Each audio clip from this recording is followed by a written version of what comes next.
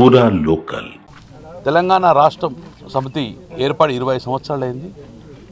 మొన్ననే silver Jubilee function చేసుకోవడం జరిగింది.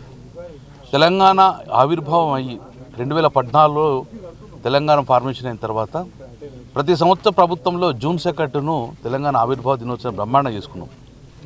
సో ఈరోజు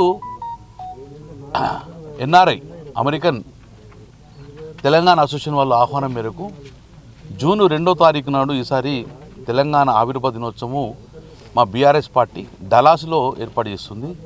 డలాస్లో నిర్వహించే కార్యక్రమానికి మ్యాక్సిమం ఎమ్మెల్యేలు కేటీఆర్ గారితో పాటు మ్యాక్సిమం ఎమ్మెల్యేలు కూడా ఈ యొక్క డలాస్ సమావేశానికి వెళ్ళిపోతున్నాం. దానికన్నా ముందు న్యూయార్క్లో ఒక ప్రిలిమినరీ మీటింగ్ కూడా పెట్టడం జరిగింది 31వ తారీఖు నాడు.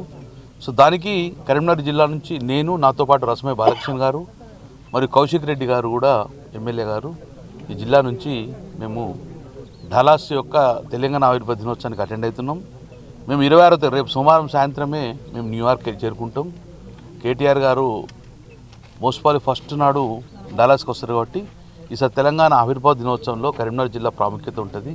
కాబట్టి మేమందరం కూడా సుమారు 10 నుంచి 11 రోజుల వరకు విదేశీ పర్యటనలో భాగంగా తెలంగాణ ఆవిర్భావ దినోత్సవం డలాస్లో అమెరికాకు అటెండ్ అవుతున్నాం. కాబట్టి ప్రజలందరికీ మీడియా ద్వారా తెలియజేసినది 10 నుంచి 12 రోజుల వరకు కూడా మేము అమెరికా పర్యటన ఉంటాం. కాబట్టి దానికి కరీంనగర్ ప్రజలు కూడా ఇన్ఫర్మేషన్ ఇవ్వాలని చెప్పి ఇవ్వడం జరుగుతుంది. Thank you very much.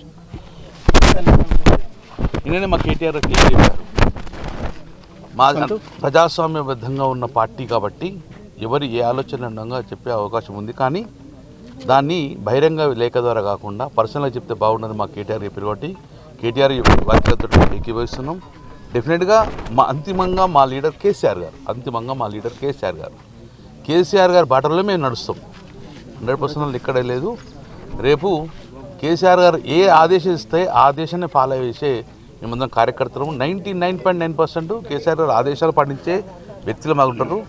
So Kavitha letter గురించి నిన్ననే కేటీఆర్ గారు క్లియర్ చెప్పడం జరిగింది. సో ఆ కేటీఆర్ గారి వాక్యాలతో మేము అందరం ఎక్కివస్తాం. కొత్త పార్టీ పెడుతుందని చెప్పి ఒక అపోహ వచ్చింది. ఎవరైనా పార్టీ పెట్టుకోవచ్చు, ఏ పార్టీ పెట్టుకోవచ్చు. కానీ కేసీఆర్ గారు కూతురుగా పెట్టే పార్టీకి ఎంత వాల్యూ ఉంటుంది. కానీ ఆల్రెడీ కేసీఆర్ గారు ఉన్నారు కాబట్టి అది ఊహాజనితమే. పార్టీ పెట్టినప్పుడు మళ్ళీ ఆలోచన గురించి మాట్లాడుతున్నాం.